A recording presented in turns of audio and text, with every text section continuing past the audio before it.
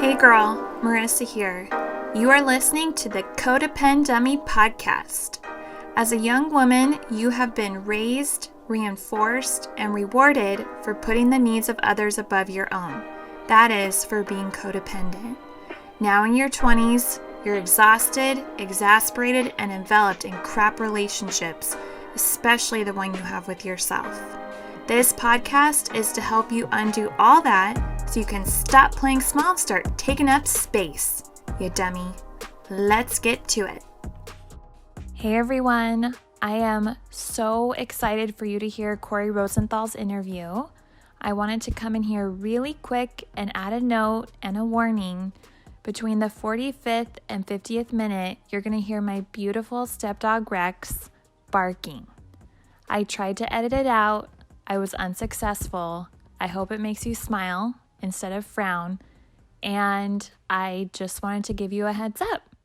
Well, today we have Cori Rosenthal. She is a Santa Monica based psychotherapist and mindful self-compassion educator, working with teens and adults. She is trained in mindfulness, Pia Melody's codependency model, which we have talked about that, ladies, okay? Cori is trained in that. And also works with eating disorders and is a certified in the trauma modality Brainspotting. Damn, Cori. Cori is passionate about helping her clients create healthy relationships with food, their bodies, other people, and themselves. Welcome, Cori.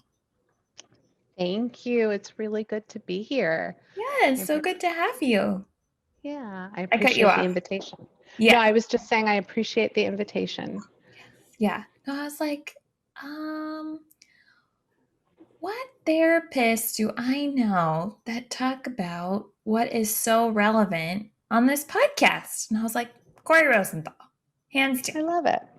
Well, tell the listeners a little bit about you, Cori, and what led you to focus on codependency.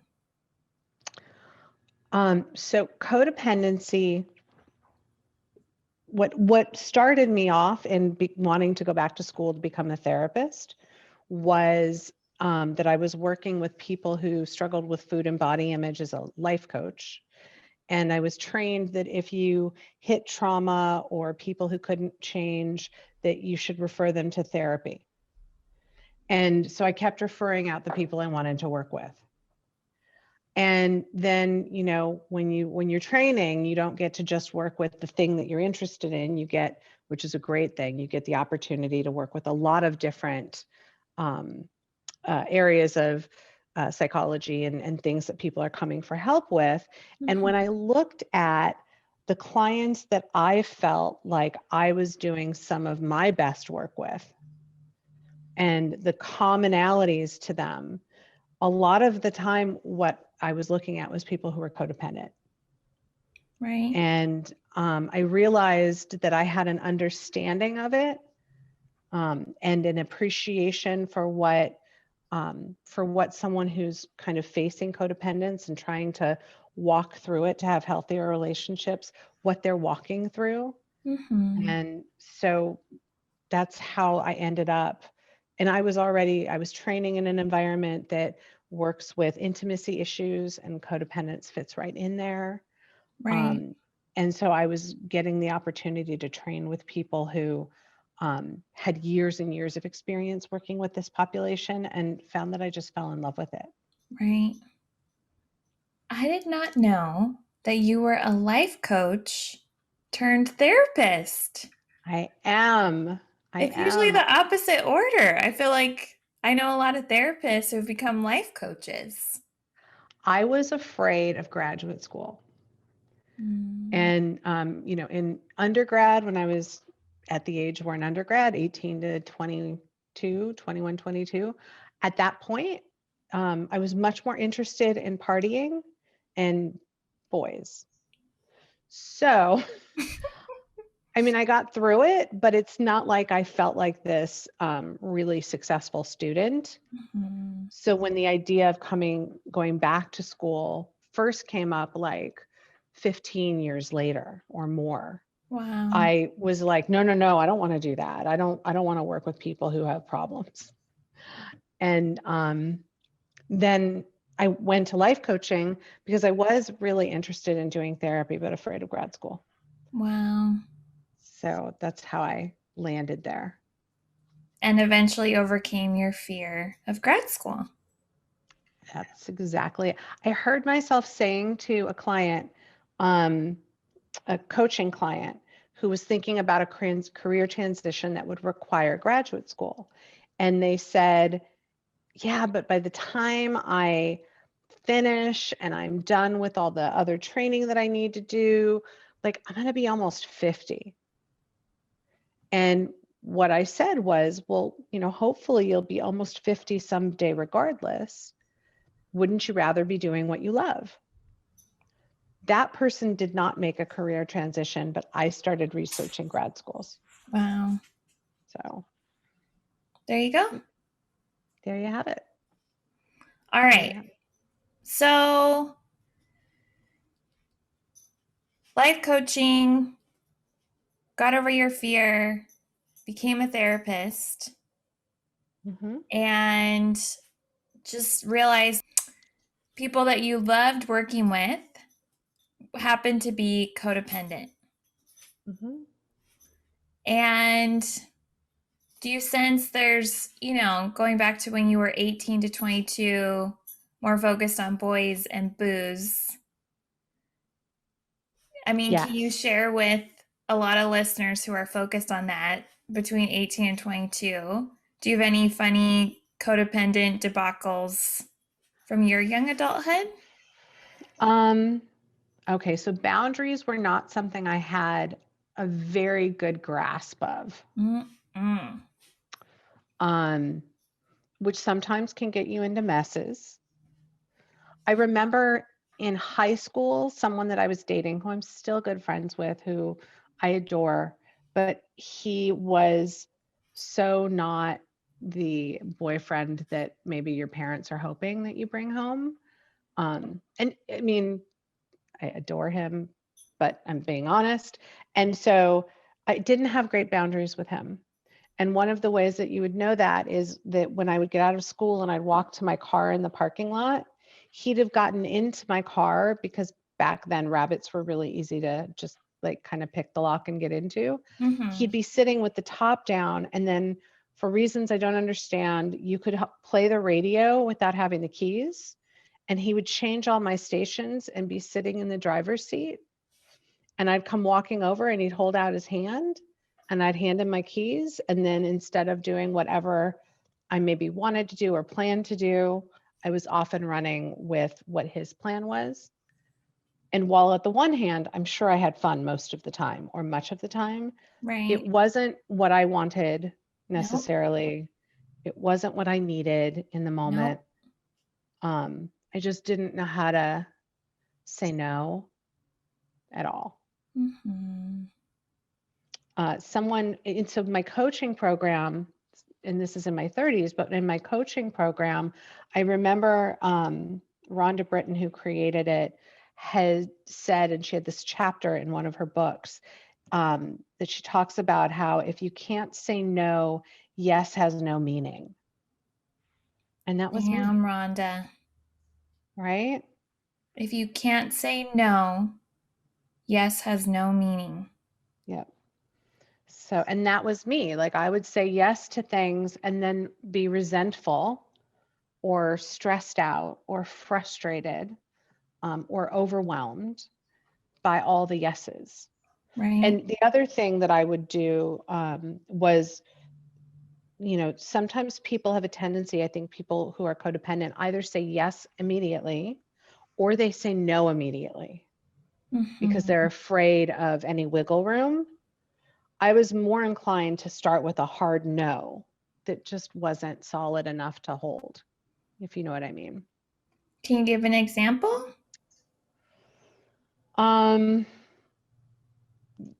Yeah, the boyfriend who was waiting at the car, I might have started by saying, no, I've got to go home. I've got to do X, Y, Z. but that no wasn't going to hold. Or like, if somebody invites me to do something and I'm not sure that if I do it, I'll be able to speak up for myself or hold a boundary. Right. So I shut the door on it so I don't put myself into a position of having to deal with that, if that makes sense. Yes. Yeah. And as you're talking, I think a lot of young women have dated that guy or been in situations where, they have plans, thoughts, feelings, needs in the moment, and they are confronted with someone else's thoughts, feelings, and desires. And they're like, oh, okay, sure. Whatever you want. And the other thing that I know was really prevalent in my 20s, especially, was figuring out who do I need to be so that you won't leave. So I had someone that I dated that actually said to me, I really liked who you were when we met, because I would contort myself. Right. And when things would come up where, and I didn't know that this was codependence, obviously, No. but when things would come up that I was uncomfortable with, I wouldn't speak up. Right. And because I was so afraid that if I did, I would be difficult. I see young women that I work with now, that, well, I just want to be easygoing. And it breaks my heart because I know that there's nothing easygoing about being easygoing. No. I know I recall back in my 20s too. I don't know when I realized I had this rule. And I've talked about it in another episode Tiffany McLean was on. And it's like I had this code. I will be uncomfortable, so you will be comfortable. Mm-hmm. Yeah. And I upheld and honored that with married men. I never had an affair, but I had multiple unhealthy relationships with married men who would pursue.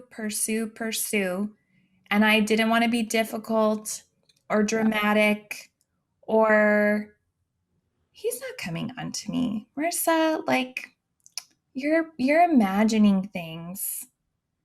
And I would get into like a corner almost literally with them trying to kiss me, and then that's when I would run away. But all that time I will be uncomfortable so you will be comfortable. I think that's one of the most dangerous messages that women are taught as little girls is I need to make sure that I don't make someone else uncomfortable or feel bad. And the message I would want to give to little girls is make people feel bad. Begin with what makes you comfortable. And if what makes you comfortable makes someone else uncomfortable and they can't respect it, walk away or run. Right. I think it's a dangerous message. Very. Yeah. I sense I was lucky. Yeah. And I loved too, like in my late 20s, I remember being introduced to the idea of if you're on an airplane and the pressure changes, a mask will fall. And if you're traveling with a small child, put your mask on first before you put on someone else's. Right. And like that metaphor just worked in my head of like, okay, so taking care of myself and my needs has value and is important. It's vital. Right. Or I can't show up for others in an authentic and healthy way. No, you will not be breathing. Right. Right. Yeah. So, hearing a little bit about your codependency, some of my codependency. Cori, what do you sense are the underlying causes of codependency?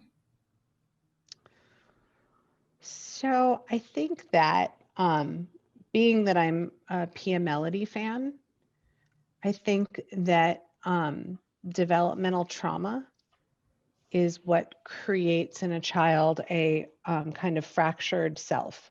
Right. And And for the listeners who aren't therapists, developmental trauma means what?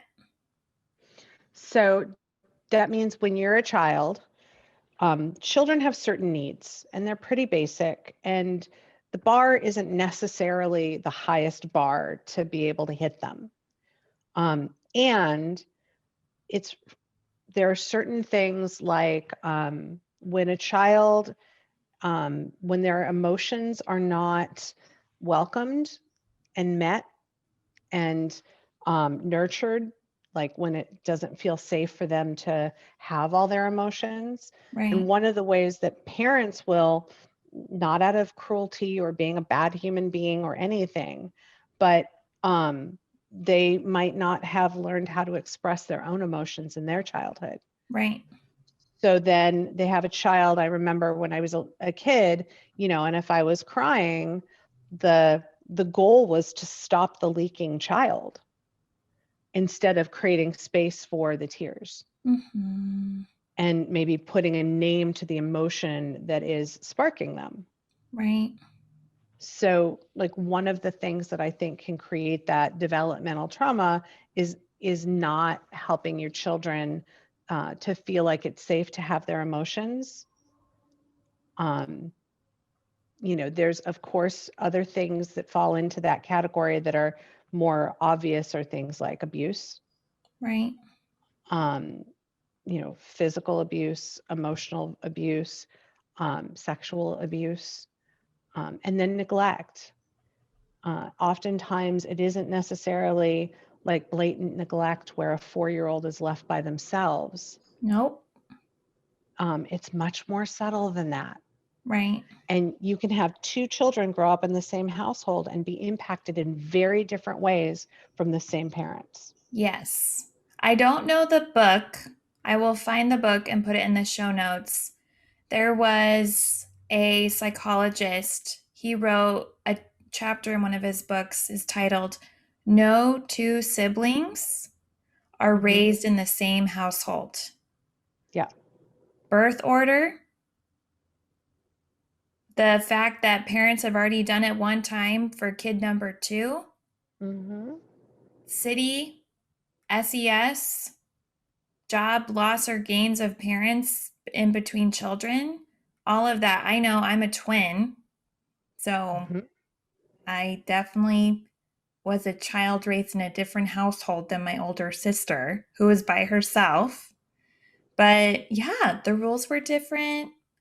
The patterns, the norms, And you also can't forget the fact that when we are born, there's a little bit of who we are right there. It's Right. not entirely nurture. It's also who we are when we're born. And then we know that when, in utero, when moms are pregnant with their kids, they're kind of starting to formulate who they're going to be. So you could also have a child who has a personality that is just not meshing with the primary caregiver, with the mom or the dad. Right. And so that also creates a very different family experience between siblings. Right. It's complicated. So when those things happen, where something is not as nurturing as it needs to be for that child in varying degrees, then kids are resilient. They figure out how to survive. And one of the ways to survive is to, like Pia Melody talks about, being needless and wantless. Right. So if I don't have any needs and I focus on your needs, mom, dad, caregiver, if I focus on your needs and I take care of you, then I'll be safe. You won't leave me. sometimes kids who are growing up where they have a sibling who has maybe some sort of physical impairment or mental health issue. Mm-hmm. So you have an older sibling who ends up having an addiction issue. And then you have the younger sibling who's like, I need to not rock the boat. I need to try and control everything and manage everything to make it as easy as possible for mom and dad. Mm-hmm. And so to me, those are some of those pieces that create the birthplace of codependency. Yes. Yes. Yeah. Needless and wantless. I will be needless and wantless. That is my takeaway from these very negative experiences I'm having. Mm-hmm. And I'm going to be needless and wantless at school and with my teachers. Right? What does this teacher need from me? What is right, just reading and perceiving the world in that way? And I don't want to ask for help because it might not come, and I don't want to be disappointed, or I don't want people to see me as weak. Like I can handle everything. So, I don't want to ask my teachers for help if I can help it, Right. if I can avoid it. And then I can go in two directions, either, kind of overworking myself because I don't want help, or giving up. Mm-hmm. Yeah. Developmental trauma. And we all have some of it because no one gets out of childhood without, we're all raised by human beings. And the other part of what I do is the self-compassion work. And what we know in self-compassion is being human. This experience is about being imperfect. And that, that's where we come together, is in our imperfections. Mm-hmm. So we all have some of it, and it can bind us together. Right. I will say the thought that I had trauma before I became a licensed therapist was non-existent.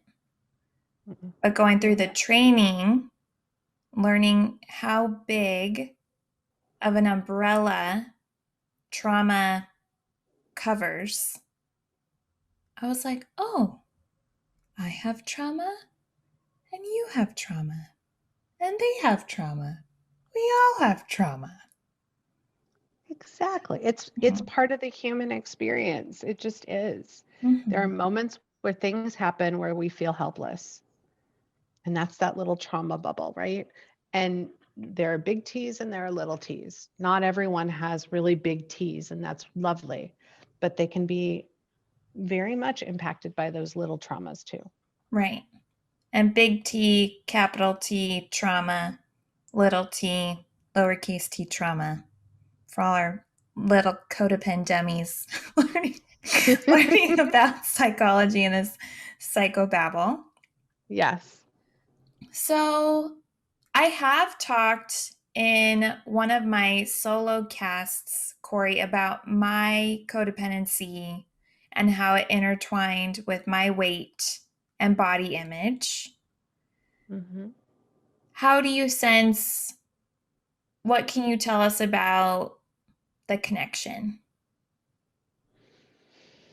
So, I think it can vary, but two of the connections that I see is one is when you have that situation where you don't want to draw attention to yourself because it's that needless, wantless, like, what do you need? I'm not important. Sometimes that relates to kind of trying to shrink yourself Mm-hmm. and not feeling like you have value as a person, not feeling worthy. Right.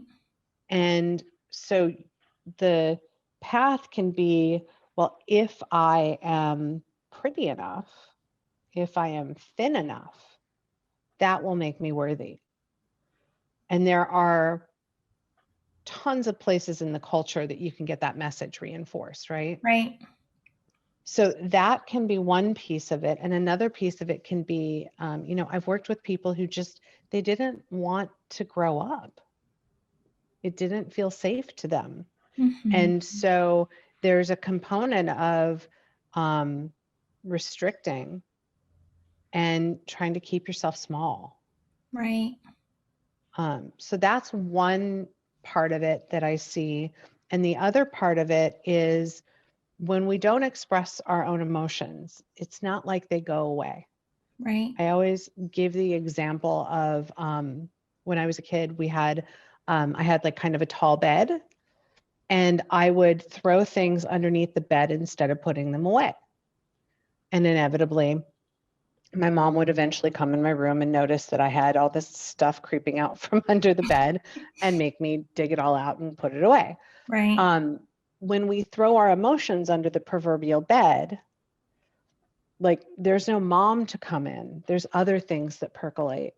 Right. And so one of the things that I think food does effectively is it gives you temporary relief from pain. Mm-hmm.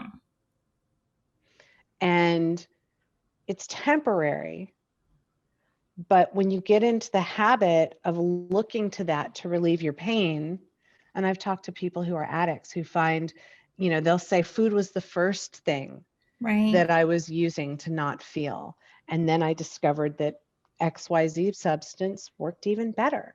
Right. And so there is a piece of like actually regulating with food that everybody does it from time to time. It's not a big deal. It's normal. But there are people for whom they have no other tools. Mm-hmm. And then that becomes part of the problem too. It's the only tool in the toolbox. And then the more they do it, the more guilt and shame they feel, because our culture does not make a lot of room for different sized bodies. Right. And then that perpetuates more of the needing to anesthetize yourself. And it becomes a cycle. So those are two of the ways that I see them really working together. Right. You just provided the Cliff Notes summary of Marissa's body image and weight issues from like 12 to, early 20s. So I would say that I also provided some of my own, for sure. And, and I know for me, I never felt like my body was good enough. And I started puberty early, and I was not the thin one in the family. I was, And my twin, she was a prepubescent boy, basically, until we were like 16 or 17. And I was this voluptuous Latina. I was like, love it. these breasts and this butt. I don't know what to do with this. Yeah, no. So you went through puberty early. You were not prepared. And Your I mean, body. I'm not naturally thin. That's not my body type. So, I spent a couple decades trying to force myself into a different body type. And sometimes I engaged in behavior that would be today called atypical anorexia. But it was always celebrated because I was heavier. So when I lose weight, no matter how I'm doing it, people are celebrating it, including the medical field. Whereas, if I were in a different body doing the same exact behaviors, they would be alarming and concerning. Right. But it was all because, I believed I had to look a certain way to be worthy. And it's a painful and difficult message to overcome. Right. I got so much attention, affection, and approval when I was down. Yeah. And when I was up, hey, Marissa, good to see you. How's it going?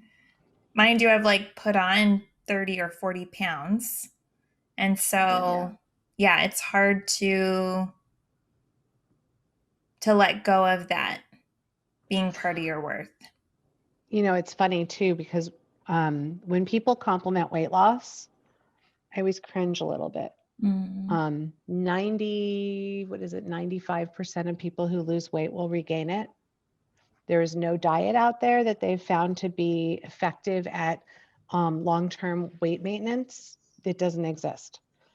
And so when you compliment someone for their weight loss, there's a good shot that the lack of comments when they start gaining will be deafening. Mm-hmm. And there's just so much shame that gets woven in that process. Right. That any comments about weight, positive, negative, anything, make me cringe today. Mm-hmm. Right. And for codependent dummies, that's just adding fuel to a raging codependent fire. So, got to be mindful about these weight comments and praises, people, because they might not be doing it for their health. They might be doing it for you. Right. And that's not Right. sustainable. Right. It's not sustainable, and it's not it's not helpful. Mm-hmm. It's just not. And there's so much, like, if you are talking to someone and you want to build them up because you care about them and you want them to feel good, try and come up with something that isn't appearance related in order to help them feel good. Mm-hmm. You know, I always like the example for someone who maybe always looks great. I really admire your sense of style. Right. To me, that has so much more meaning than, oh my God, what a great outfit. Mm-hmm.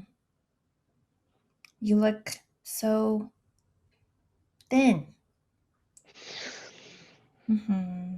Yeah. Yeah. So,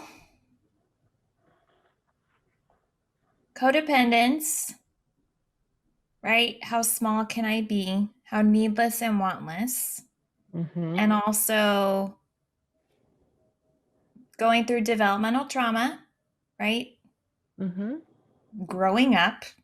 And using food as the only tool Right. to cope with not expressing the emotions that you're feeling, to cope with anxiety, to cope with sadness. Like, and I want to say again, because it's so important, everyone does it. It's okay that sometimes after a really long day, you want to sit in front of Netflix and watch and eat like an ice cream, right? It's okay. Mm-hmm. And for people for whom that's the only tool they have, it also tends to be accompanied with so much guilt and shame. And it's just not helpful. Right. So, adding some more tools Mm-hmm. and also working through possibly decades of having to be needless and wantless. Yeah. Those developmental traumas. Yeah. It takes Or time. like, it takes time. The other piece that I think probably your audience some people can relate to is safety seeking by controlling everything. That's another part of the food thing too. Mm-hmm. But, you know, like, okay, so I just need to get everybody to do things this way. And the thought process isn't because that will make me feel safe. It's just, I need to be in control of everything. Right. And that's I think another important component that doesn't always go together, but usually one or the other is present, I think. Right. So I work a lot in my therapy practice with my patients. There's conscious thought and action, and there's unconscious thought and action. So here I am trying to control everybody, but unconsciously, right? You're like, there's likely a part of you that does not feel safe. Mm-hmm. Yeah. And so very similarly, when I'm working with someone and I will say, you know, how old is that part of you? Right. maybe even like, what do they look like? Can you see what they're wearing? What are they doing? If they were sitting next to you, what would they say? Right. Like really allowing that part to come out and speak. Right. Yeah. I know when I was binging at 20, I was likely 11, right? That was like an 11-year-old move. I mean, I think for me, some of that stuff was probably 8 or 9. Mm-hmm. Yeah. I mean, I Yeah. have a memory of sitting on my bed when I was like 8 or 9 years old. And I was a figure skater when I was little. So I had kind of muscular thighs. And my best friend was this tall and very lean. And I don't know, she wasn't even that tall. She was just very lean. She was a very skinny little girl. Mm-hmm. And I remember looking down at my thighs and wishing that they were as thin as my best friends. Right. And what was happening at that time was that my family was going through some turbulence. A divorce was starting. But like for me, it was like life would be better if my thighs were thinner. Mm-hmm. That wacky message. Right. And that wacky message. Mhm. We get some wacky ass messages. Yes, we do. What about in your work? And you've already touched on this before, right? Women, we get certain messages about our weight. What are the cultural influences you see that contribute to codependency? I would say that some of the things that we watch on TV, like programming, I think that there are places where we're taught like the importance of external validation.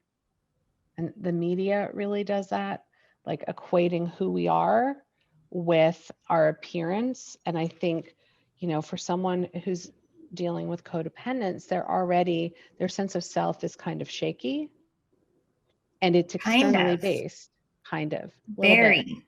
There's Just a no little. foundation. There's no foundation. There's a book that I love that is not about codependence. It's called The Center Does Not Hold. It's actually about schizophrenia. And Wow. it's wonderful and fascinating. But I love that idea because for someone who's codependent, the center of who they are just doesn't hold. Mm-mm. And so you're looking for things. I was looking for things that would bolster up that center, but I was looking for it from outside of myself. Right. And our culture really does give us a lot of examples from social media like Instagram and TikTok and all the things of how we're supposed to look to get validated, to be loved, to feel safe, to get married and have a family if that's what you want, to be successful in a career. And a lot of those visual messages that we're getting have to do with looking a certain way and being a certain way. Right. That isn't necessarily authentic to the person who's holding the phone and scrolling. Right. I know I mentioned on another episode, especially when it came to dating and these boys, right? There are really good songs that encourage the type of relationship you had with that bad boy in high school. Yeah. Like, Oh, God. I don't know what the lyrics are, but just like, my parents don't like you and I love you and you don't listen and I go along with it. We're so happy. Like, I'm trying to think of who Alison Moyet. So I'm aging myself, but she had a song in the 80s called Invisible. mm, And the lyrics were, invisible, you make me feel like I'm invisible. I feel like I'm not really there and you don't really care. I know this romance, it ain't going nowhere. I sang it like an anthem, top down, blaring, screaming through the canyons in the summer. I'm Exactly. invisible. It's like, how many times did I want to reinforce that message?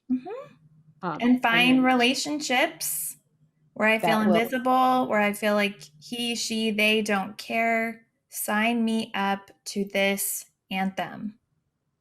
yeah, like, let me make this dream come true, and like there's every single time screaming the words invisible, like over and over again. How many times do I need to tell myself that I'm invisible? And like you said, be in search of someone who's going to fill that invisible role with me. Right. I So yeah, listened to huge. Eminem and Rihanna, The Love the Way You Lie. Yeah. The most Oh, toxic relationship. yeah. I sense there's this like domestic violence. I think they sing about hitting each other and cheating and lying. And I was never hit, but some of these boys just not healthy. But I listened and I loved the way that they lied. Cori, I loved it. Yeah. Yeah. I mean, I was the queen of the 3 month like the more unavailable, the better. Mm-hmm. Um, and oh God, the things I would get myself into by lying to myself that I was okay with it. Mm-hmm. It's like, oh yeah, I don't mind. Like, no, I don't want a relationship. I don't want one either. It's Right. not really true. I was dying for a boyfriend. I wanted one so badly. I just Right. couldn't um I couldn't I couldn't stand in what I wanted and needed. So I took what I could get. Mm-hmm. And I'm And hung up on I lied to myself. yes. How do you sense codependency is really rooted in lying to yourself and also lying to everybody else? So like bringing it back to that child. Um and I'm not suggesting that this is necessarily an abusive parent scenario, but you have a child and they stub their toe and they're about to cry. And the parent comes over and goes, "You're okay. You're okay. Don't worry about it. You're okay. It's all right. Let's go get a candy. Let's go play." So that redirect away from the emotion. I'm feeling something. No, I'm not. It's okay. Mm-hmm. I think we learn those little lies in childhood. And I think that we learn, like, I just want to be easygoing. I'm so afraid of being alone. It feels so good to have someone like me and want me and pay attention to me. And I don't want to lose that feeling. So, Mm-hmm. what do I need to do to hang on to it? And then if I tell myself the truth, which is, yeah, this isn't making me happy, then I'm going to have a harder time staying. Right. But letting go is terrifying. It's terrifying. Yeah. Mm-hmm. Yeah. And to me, like that's the piece with the women that I work with today of like, can you hang on to yourself and trust that if you've got you, you're okay? And that takes time. Can you hang onto yourself and trust that you've got you and it's okay? Yeah. Mic drop. Wow. Yeah. But it And is, go ahead. no, I was gonna say, and it's going to be painful and it's going to be hard. and it's going to be scary. And you've got this. Mm-hmm. Right. I hear the two parts. So you've got you. You have to realize that you've got you. Mm-hmm. And it's okay. Right. What if I've got me and I'm a codependent dummy? Look at what I've done. I've dated idiots and been in dead end jobs with crappy bosses, and my relationship with everybody is me giving, right? How am I gonna get myself and it's gonna be okay? So trusting both. And, so there's a little bit of being okay when it's not okay. What I love about mindfulness is it teaches you how to observe what's happening in your lived experience. And I don't want to go down a whole nother rabbit hole because it would be too easy, but being able to tolerate your own lived experience, even when it's scary or challenging or difficult, because we can't not have those feelings. Mm-hmm. We are entitled to all the feels. And as a human being, we get all the feels, and we're not alone in them. Everyone else feels those ways too sometimes. Right. So in that space of knowing I have me and it's going to be okay, part of what makes it okay is knowing I'm going to be able to tolerate what comes, and I don't have to tolerate it alone. Right. Mm-hmm. So, right, these codependent dummies, they're listening. They're resonating with what you're saying. Hopefully they're in therapy or they're reaching out to you. What do you recommend to these young women who are trying to change their relationship with themselves and their bodies? So the first thing that I think is so important is to start to develop a kinder inner dialogue. Mm-hmm. So kind of like, in that moment, let's say that you're with that guy that isn't right for you, but you don't want to leave because you're afraid to leave because you believe he's got so much potential if I just hang in there. Oh, All the messages. potential. Mm-hmm. Oh God. Whenever a client will use the word potential, there's a part of me that just goes, it's such a killer. But to be able to recognize, like, okay, this is a very young part of me that is so afraid of being alone, as an example, whatever that's true.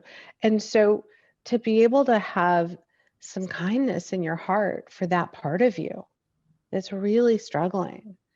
When you hear those negative self-talk, so many of my clients, if not all of them, have that really punishing inner critic.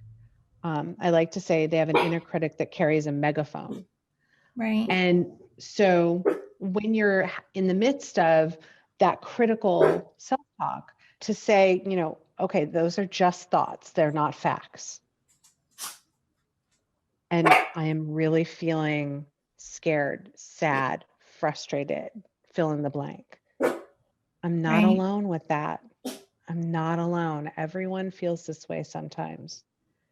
And then maybe asking yourself, is there something I can do in the moment that will be kind to me, whether it's a hot bath or phoning a friend or whatever it is, but to no longer permit that critical voice to run unencumbered in your mind. Right. You stupid, pathetic, thirsty, desperate loser with this guy. You're just trash. No one's ever going to want you for fill in the blank or, No. yeah. I powerfully, a friend of mine at one point, many years ago had said, she heard me say something very mean about myself. And she said, I need you to not talk about my friend like that. And I was like, that moment of like, caught my breath. So genuinely, you need to stop talking to your friend's friend like that. Think of someone who loves you. And if they heard you talk about yourself the way you're talking about yourself, how would they feel hearing that? Right. What would they want to do? And, but then you don't want to be mean to yourself for being mean to yourself. That's not good. You want to be kind to yourself in the process of it. And one of my favorite sayings is love reveals everything that it's not. So initially, when you start offering yourself kindness in those moments, you may hear even more of that critical voice. Right. Just got to walk through it. So that's one piece. The other piece is do not follow any Instagram account that makes you feel not good about yourself. It's probably not necessary that you follow all of the I don't know, like the yoga world, or like all the little places where on Instagram you see them showing before and after pictures of themselves that are really just, yes, like unfollow all that stuff. It's not necessary. For body image, there's this really phenomenal Instagram account that I'm apparently really excited about because I talk about it. I've made all my clients look at it.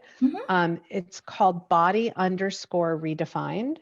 Body_redefined. On Instagram. And it's these two women who are twins, and they're also the PhDs.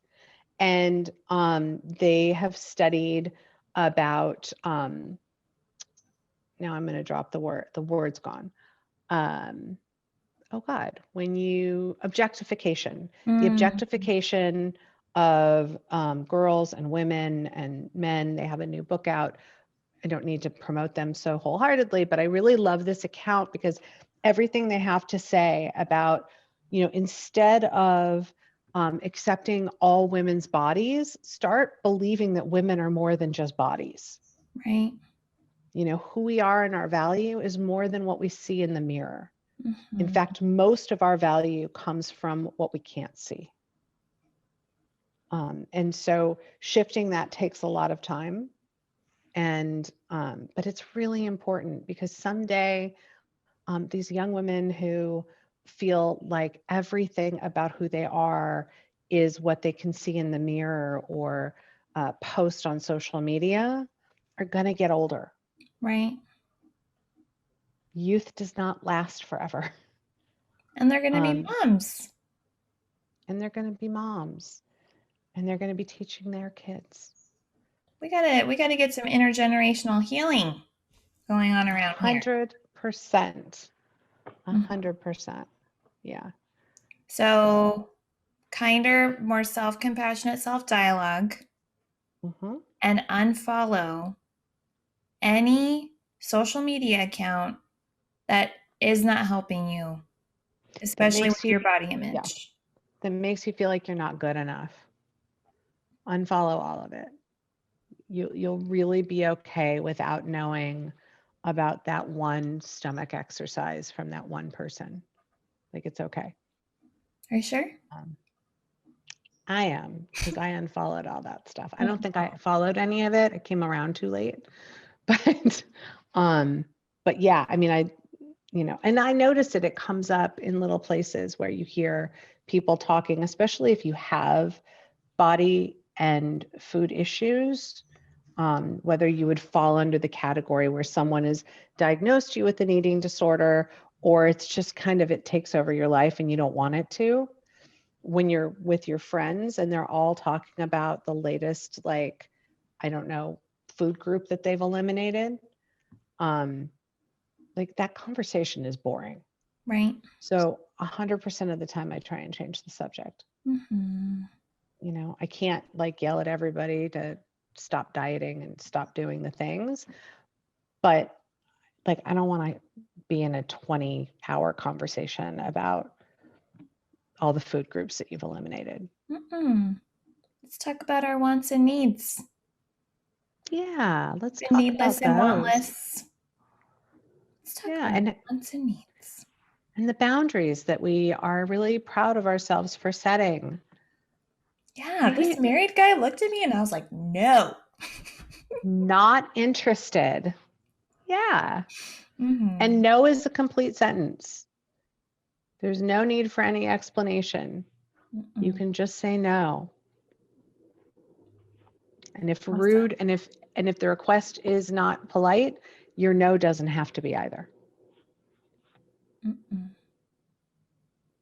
So self-compassionate self-dialogue, no social media accounts that make you feel bad. No means no. Yeah.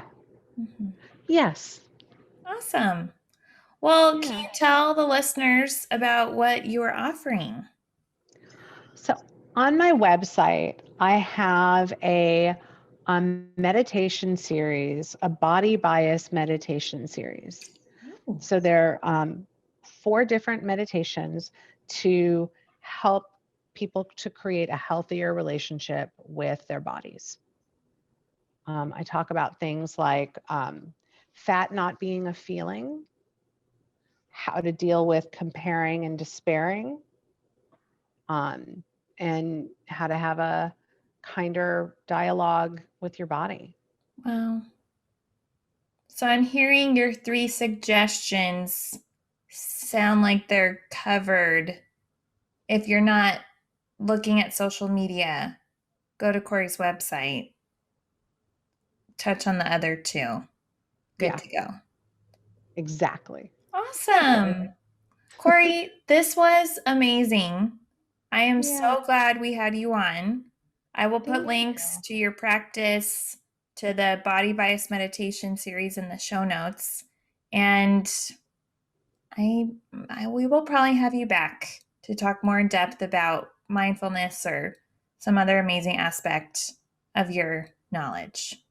I would love to. Thank you for having me. This is a lovely setting, and I'm hoping I'm not going to say it right, but it's been a pleasure to be present with you and your oh God, I'm not going to say it right. Codependent semis? No. Codependents. Codependents. Because we're so stupid sometimes. Sometimes. Mm-hmm. When we know better, we do better. Yes. That's what we're doing here. Exactly. Exactly. So thank you. Thank you. Hey sis, it's Marissa again. I'm not like a regular podcaster, I'm a cool podcaster, right? Thank you for listening and staying till the end, and know this. If you are feeling unseen, I see you. If you are feeling unheard, I hear you. And if you feel like you don't matter, know that you matter to me. Until next time, be sure to check out codependummy.com for more info about today's episode, my free course, and other resources. Take care. You're still here? Just kidding. Girl, this is not therapy, and I'm not your therapist, okay? This podcast is designed to provide accurate and authoritative information in regards to the subject matter covered. It is given with the understanding that neither the host, the publisher, or the guests are rendering any legal, clinical, or other professional information. If you want or need a professional, you should find one.